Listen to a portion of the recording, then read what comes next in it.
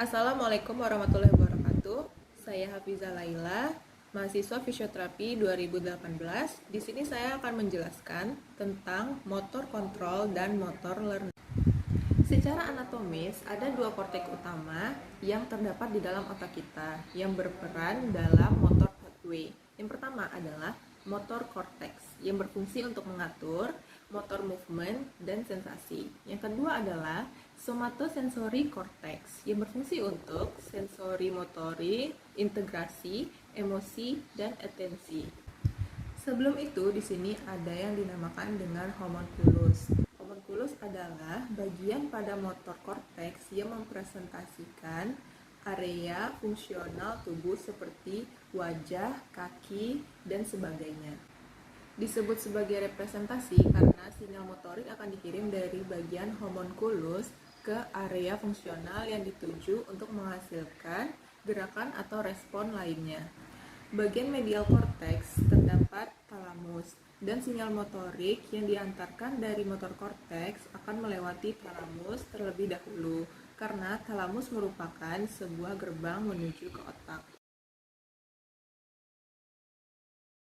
Motor pathway disebut juga sebagai traktus piramidal atau traktus kortikospinal, yang jalur motoriknya terhadap sinyal neuron motorik dari korteks cerebral dan neuron brainstem.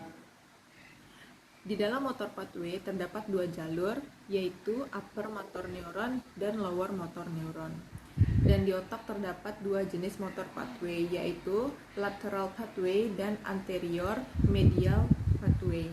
Di lateral pathway ini bertanggung jawab atas gerakan volunteer dan dibagi menjadi 3 jalur utama. Yang pertama adalah lateral corticospinal tract yang mengatur gerakan pada otot-otot distal seperti forearm. Yang kedua, anterior corticospinal tract, yaitu mengatur otot-otot proksimal seperti otot lengan. Yang ketiga adalah rubrospinal tract yang mengatur gerakan pada otot-otot besar. Jalurnya dimulai dari red nucleus di midbrain. Jenis motor pathway yang kedua adalah anterior medial pathway yang bertanggung jawab atas kontrol otot aksial, yaitu otot-otot yang menyangga korda spinalis untuk postur dan keseimbangan, dan kontrol otot proksimal. Selanjutnya, ia bertanggung jawab atas segala gerakan otot involunteer, dan dia dibagi menjadi 4 jalur utama. Yang pertama adalah vestibulospinal tract, yaitu untuk mengatur gerakan otot aksial dalam mempertahankan keseimbangan kepala, dan sinyal motoriknya berasal dari vestibular nucleus yang ada di brainstem. Yang kedua adalah reticulospinal tract. Reticulospinal tract ini bertugas untuk mengatur gerakan otot-otot aksial dalam mempertahankan keseimbangan pada postur kita.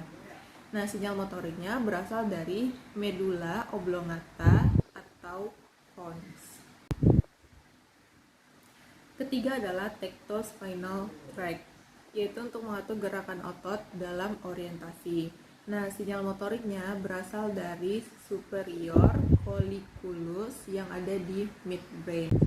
Yang terakhir adalah anterior corticospinal tract yang berfungsi untuk mengatur pergerakan otot-otot proksimal seperti pada otot-otot lengan.